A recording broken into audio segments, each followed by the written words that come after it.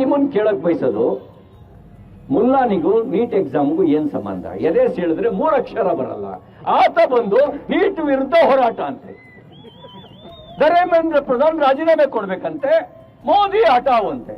ನಾನು ನಿಮ್ಮನ್ನು ಕೇಳಕ್ ಬಯಸ್ತೇನೆ, ನಿನ್ನ ಎದೆ ಸೀಳಿದ್ರೆ 3 ಅಕ್ಷರ ನಿನ್ನ ಎದೆ ಒಳಗಡೆ ಇಲ್ಲ, ನೀನು ನೀಟ್ ಬಗ್ಗೆ ಮಾತಾಡ್ತೀಯಾ? ನಮಸ್ಕಾರ, ಕನ್ನಡ ಒನ್ ನ್ಯೂಸ್ಗೆ ಸ್ವಾಗತ. ನಾನು ನಿಶ್ಮಾ ಇರ್ಷಾದ್. ನೀಟ್ ಪರೀಕ್ಷೆಯ ಪೇಪರ್ ಲೀಕ್ ಆಗಿ ಬಡ ಮಧ್ಯಮ ವರ್ಗದ ಯುವಕರ ಭವಿಷ್ಯ ದೆಹಲಿಯ ಬೀದಿಯಲ್ಲಿ ಹರಾಜಾಗ್ತಾ ಇದೆ.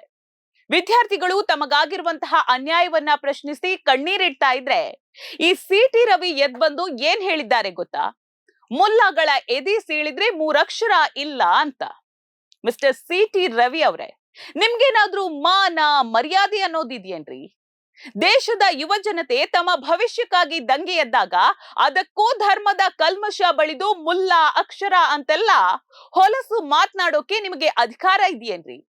ಯಾರ ಎದೆ ಸೀಳಿದ್ರೆ 3 ಅಕ್ಷರ ಸಿಗಲ್ಲ ಅಂತಿರೋ ಆ ಮುಸ್ಲಿಂ ಸಮುದಾಯದ ಕೊಡುಗೆ ಈ ದೇಶಕ್ಕೇನಿದೆ ಅಂತ ನಿಮ್ಮ ಸಣ್ಣ ಬುದ್ಧಿಗೆ ಗೊತ್ತಿದೆಯೇನ್ರಿ? ಭಾರತದ ಕ್ಷಿಪಣಿ ತಂತ್ರಜ್ಞಾನದ ಪಿತಾಮಹ, ಇಡೀ ದೇಶವೇ ಆರಾಧಿಸುವ ಅಪ್ರತಿಮ ದೇಶಭಕ್ತ ಡಾಕ್ಟರ್ ಎಪಿಜೆ ಅಬ್ದುಲ್ ಕಲಾಂ ಅವರಿಂದ ಹಿಡಿದು ನೊಬೆಲ್ ವಿಜೇತರವರೆಗೆ ದೇಶದ ಮೂಲ ಸೌಕರ್ಯ ಕಟ್ಟಿದ ಲಕ್ಷಾಂತರ ಇಂಜಿನಿಯರ್ಗಳು, ವೈದ್ಯರು ಮುಸ್ಲಿಂ ಸಮುದಾಯದಲ್ಲಿ ಇದ್ದಾರೆ ಕಣ್ರಿ. ಕೇವಲ ಮತ ಬ್ಯಾಂಕ್ಗಾಗಿ ಒಂದು ಸಮುದಾಯಕ್ಕೆ ಅಕ್ಷರ ಜ್ಞಾನ ಇಲ್ಲ ಅಂತ ನಿಂದಿಸುವ ನಿಮ್ಮ ಎದೆಯಲ್ಲಿ ಎಂತಹ ದ್ವೇಷದ ವಿಷ ತುಂಬಿದೇರಿ? ರಾಜ್ಯದಲ್ಲಿ ಇದ್ದುಕೊಂಡು ಗಲ್ಲಿಗಳಲ್ಲಿ ವಿಷಕಾರಿ ಮಾತನಾಡುವ ಸಿಟಿ ರವಿ ಅವರಿಗೆ ರಾಷ್ಟ್ರೀಯ ಮಾಧ್ಯಮಗಳ ಮುಂದೆ ನಿಂತು ದೇಶದ ಅಭಿವೃದ್ಧಿ, ನಿರುದ್ಯೋಗ, ಆರ್ಥಿಕತೆ ಅಥವಾ ಶೈಕ್ಷಣಿಕ ಬಿಕ್ಕಟ್ಟಿನ ಬಗ್ಗೆ ಒಂದು ತರ್ಕಬದ್ಧವಾಗಿ ಮಾತನಾಡೋದಕ್ಕೆ ಒಂದಿಂಚೂನೂ ಗೊತ್ತಿಲ್ಲ. ಅದರ ಯೋಗ್ಯತೆನೂ ಇಲ್ಲ.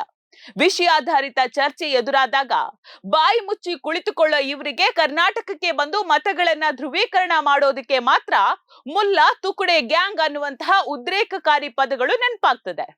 ಮಿಸ್ಟರ್ ಸಿಟಿ ರವಿ ಅವರೇ, ನಿಮ್ಗೇನಾದ್ರೂ ಕಣ್ಣು ಮತ್ತು ಕಿವಿ ನೆಟ್ಟಗಿದ್ರೆ ದೆಹಲಿಯ ಜಂತರ್ ಮಂತರ್ ಹತ್ರ ಒಮ್ಮೆ ತಿರುಗಿ ನೋಡಿ. ಅಲ್ಲಿ ನಿಂತಿರೋದು ಮುಲ್ಲಾನೂ ಅಲ್ಲ, ಸಂಘೀನೂ ಅಲ್ಲ. ಅಲ್ಲಿ ನಿಂತಿರೋದು ತಮ್ಮ ಭವಿಷ್ಯಕ್ಕಾಗಿ ಕಣ್ಣೀರು ಹಾಕ್ತಾ ಇರುವಂತಹ ಈ ದೇಶದ ಅಸಲಿ ವಿದ್ಯಾರ್ಥಿಗಳು.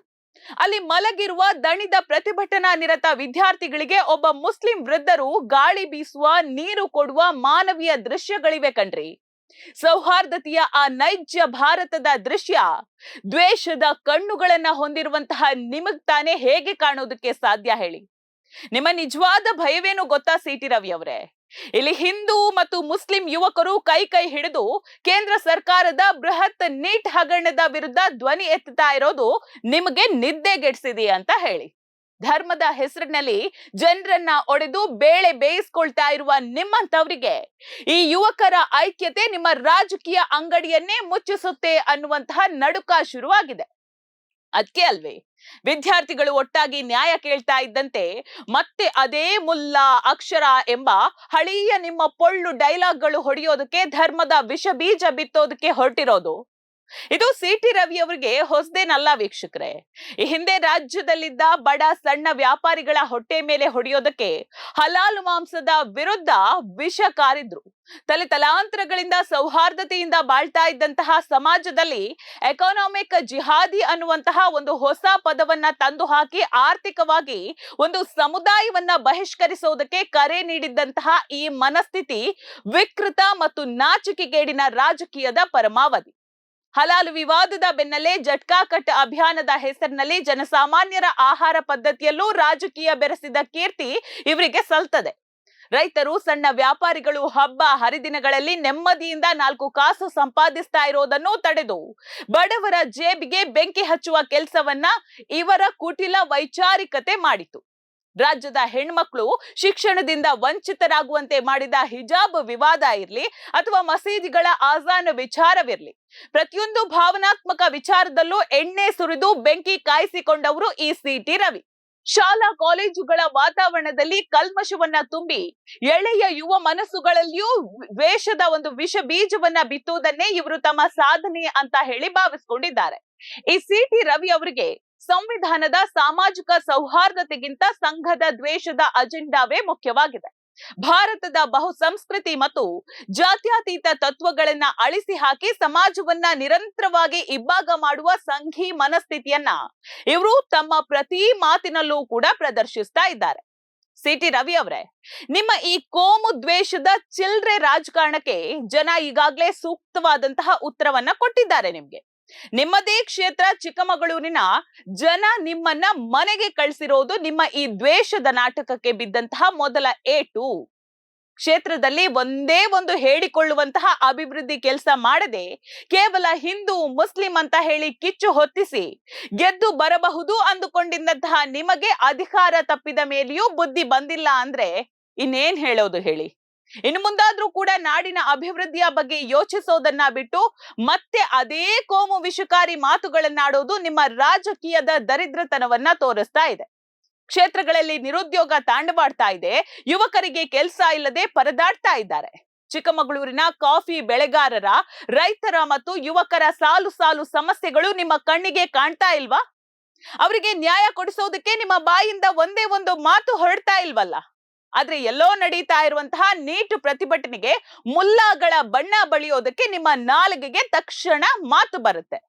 ಆ ನಿಮ್ಮ ನಾಲಿಗೆಯನ್ನ ತಕ್ಷಣ ಹೊರಚಾಚಿ ಬಿಡ್ತೀರಾ. ಜನರಿಗೆ ಉದ್ಯೋಗ, ಶಿಕ್ಷಣ, ಮೂಲ ಸೌಕರ್ಯ ಕೊಡುವ ಯೋಗ್ಯತೆ ಇಲ್ಲದ ಮೇಲೆ ನಿಮ್ಗೆ ಯಾಕ್ರೆ ಬೇಕು ರಾಜಕೀಯ? ನಾಡಿನ ಸೌಹಾರ್ದತೆಯನ್ನ ಹಾಳು ಮಾಡುವ ರಾಜಕೀಯ ಸ್ಥಾನಮಾನ ಬೇಕಾ ನಿಮಗೆ ಅಂತ? ಶಾಸಕರಾಗಿ, ಮಂತ್ರಿಯಾಗಿ ಸಂವಿಧಾನದ ಹೆಸರಲ್ಲಿ ಪ್ರಮಾಣ ವಚನವನ್ನ ಸ್ವೀಕರಿಸಿದ ನೀವು ಪ್ರತಿಯೊಬ್ಬ ಪ್ರಜೆಯನ್ನು ಸಮಾನವಾಗಿ ನೋಡಬೇಕಾದ ಸ್ಥಾನದಲ್ಲಿದ್ದುಕೊಂಡು ಒಂದು ನಿರ್ದಿಷ್ಟ ಸಮುದಾಯವನ್ನ ಪದೇ ಪದೇ ನಿಂದಿಸೋದು ನೀವು ಸಂವಿಧಾನಕ್ಕೆ ಮಾಡ್ತಾ ಇರುವ ಅತಿ ದೊಡ್ಡ ಅಪಚಾರ ಅಲ್ವಾ? ನಿಮ್ಮ ಈ ಕೋಮು ಮನಸ್ಥಿತಿ ಮತ್ತು ಅಹಂಕಾರದ ಮಾತುಗಳು ನಿಮ್ಮ ವೈಚಾರಿಕ ದಾರಿ ಹೋಕತನವನ್ನ ಬಯಲು ಮಾಡಿದೆ. ಇಂತಹ ದ್ವೇಷದ ರಾಜಕಾರಣವನ್ನ ಜನ ಎಂದಿಗೂ ಸಹಿಸೋದಿಲ್ಲ. ಸಿಟಿ ರವಿ ಅವರೇ, ನಿಮ್ಮ ಈ ವಿಕೃತ ರಾಜಕೀಯ ಅಂತ್ಯದ ದಿನಗಳು ಹತ್ತಿರದಲ್ಲೇ ಇದೆ ನೋಡಿ. ಸಿಟಿ ರವಿ ಅವರೇ, ಕಾಲ ಬದಲಾಗಿದೆ ಕಣ್ರಿ. ಇಂದಿನ ಜೆನ್ಸ್ ಮತ್ತು ಯುವ ಜನತೆ ನಿಮ್ಮ ಈ ನಕಲಿ ಜಾತಿ ದ್ವೇಷದ ರಾಜಕಾರಣವನ್ನ ಸಂಪೂರ್ಣವಾಗಿ ಅರ್ಥ ಮಾಡ್ಕೊಂಡ್ಬಿಟ್ಟಿದ್ದಾರೆ. ನೀಟ್ ಹಗರಣದಲ್ಲಿ ಭವಿಷ್ಯ ಕಳ್ಕೊಂಡಂತಹ ವಿದ್ಯಾರ್ಥಿಗೆ ತನ್ನ ಪಕ್ಕದಲ್ಲಿ ನಿಂತಿರುವವನು ಹಿಂದುವೋ ಅಥವಾ ಮುಸ್ಲಿಮನೋ ಅನ್ನುವಂಥದ್ದು ಮುಖ್ಯ ಅಲ್ಲ, ತನಗೆ ನ್ಯಾಯ ಸಿಗಬೇಕು ಅನ್ನುವಂಥದ್ದು ಮುಖ್ಯ.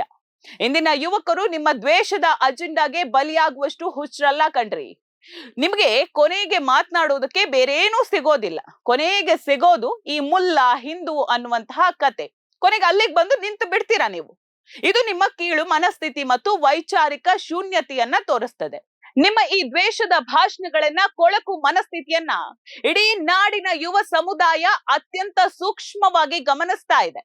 ದೇಶ ಕಟ್ಟಬೇಕಾದ ಯುವ ಜನತೆಯ ಕಣ್ಣಲ್ಲಿ ನೀರು ತರಿಸಿ ಅವರ ಹೋರಾಟವನ್ನ ದಾರಿ ತಪ್ಪಿಸೋದಕ್ಕೆ ಯತ್ನಿಸ್ತಾ ಇರುವಂತಹ ನಿಮ್ಮಂತಹ ದ್ವೇಷದ ರಾಜಕಾರಣಿಗೆ ರಾಜಕಾರಣದಲ್ಲಿ ಉಳಿಯಲು ಯಾವ ಅರ್ಹತೆಯೂ ಇಲ್ಲ. ಸಿಟಿ ರವಿ ಅವರೇ, ಇನ್ಮುಂದಾದ್ರೂ ಬದಲಾಗ್ರಿ. ಇನ್ನು ಮುಂದೆಯಾದ್ರೂ ಈ ಮುಖವಾಡದ ನಾಟಕವನ್ನ ನಿಲ್ಲಿಸ್ಬಿಡಿ. ದೆಹಲಿಯ ಜಂತರ್ ಮಂತರ್ನಿಂದ ಹಿಡಿದು ಕರ್ನಾಟಕದ ಗಲ್ಲಿ ಗಲ್ಲಿಯವರೆಗೆ ಜಾಗೃತರಾಗಿರುವ ಯುವಕರು ಮತ್ತೆ ಜನತೆ ನಿಮ್ಮ ಈ ದ್ವೇಷದ ವಿಷಕ್ಕೆ ಇನ್ಮುಂದೆ ಬಲಿ ಆಗೋದಿಲ್ಲ. ಅದನ್ನ ನೀವು ಆ ತರಹದ ನಂಬಿಕೆಯನ್ನ ಇಟ್ಕೊಳ್ಳೋದೇ ಬೇಡ. ಇನ್ನೂ ಕೂಡ ಅವರನ್ನ ಯಾಮಾರಿಸಬಹುದು ಅನ್ನುವಂತಹ ನಂಬಿಕೆಯನ್ನ ಬಿಟ್ಟು ಬಿಡಿ. ಇವತ್ತಿಗೆ ವಿದ್ಯಾರ್ಥಿಗಳ ಹೋರಾಟವನ್ನ ದಾರಿ ತಪ್ಪಿಸಿ ಮುಸ್ಲಿಂ ಸಮುದಾಯವನ್ನ ಅಪಮಾನಿಸಲು ಹೊರಟಿರುವಂತಹ ನಿಮ್ಮಂತಹ ದ್ವೇಷದ ರಾಜಕಾರಣಿಗೆ ಈ ನಾಡಿನ ಜಾಗೃತ ಜನತೆ ಬೀದಿಯಲ್ಲೇ ಬುದ್ಧಿ ಕಲಿಸುವ ದಿನ ತೀರಾ ದೂರ ಇಲ್ಲ.